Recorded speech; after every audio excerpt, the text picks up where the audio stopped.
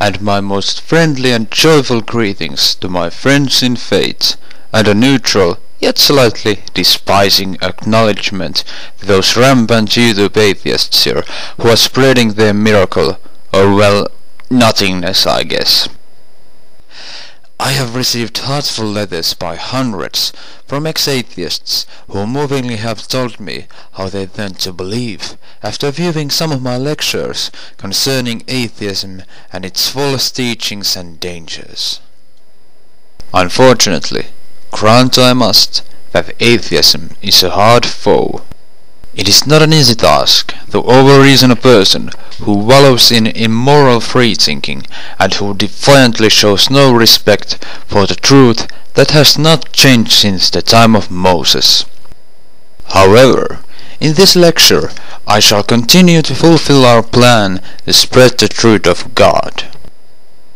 I shall take a special look in the now already abandoned theory called evolution, which still from time to time somehow manages to raise its ugly monkey head. Let me recap the theory of evolution for you quickly so you're on the track. Evolution basically teaches that we humans are children of chimpanzees and that there is no God. One of the most powerful contemporary leader of the evolutionists carries the name of Richard Dawkins, who I presume is at least some form of demigod for the atheists. Dawkins, in particular, is an avid follower of the doctrine of evolution, which, my good viewer, I shall now rubble by using atheists' own weapons against them, science and reason. This fellow, in the picture, is one of the atheists' worst nightmare, the pig. Have you ever tasted this delicious creature? It is most appetizing, of godly proportions. It is simply impossible that such a tasty animal could exist in the nature without divine interference.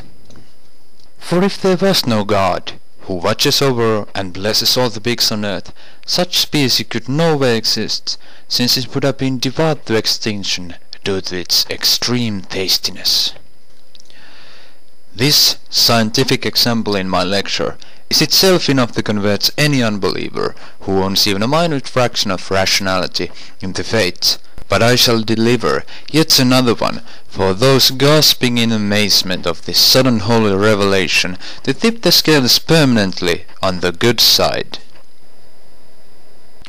How could it possibly be that this ridiculous-looking animal could have survived in the nature and supposedly, as the atheists believe, turned out to look like this due to natural selection?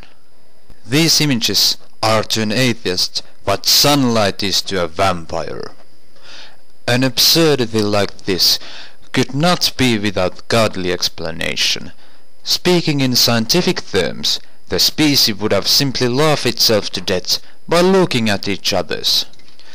The only reasonable explanation is that there is a divine creator in the universe with the most eloquent taste of humor to have created a living jokes like these for our amusement. God in his great wisdom must have therefore seen my video and planted this holy print in the nature to help us battle the atheists. How dare anyone look at this creature and to say that they do not see God in it? It is possible that the few most fundamentally minded atheists refute these facts with some odd irrational explanations, but those people simply don't change their minds, even if truth was right in front of them, as it has become a fate for them. A fate of evolution.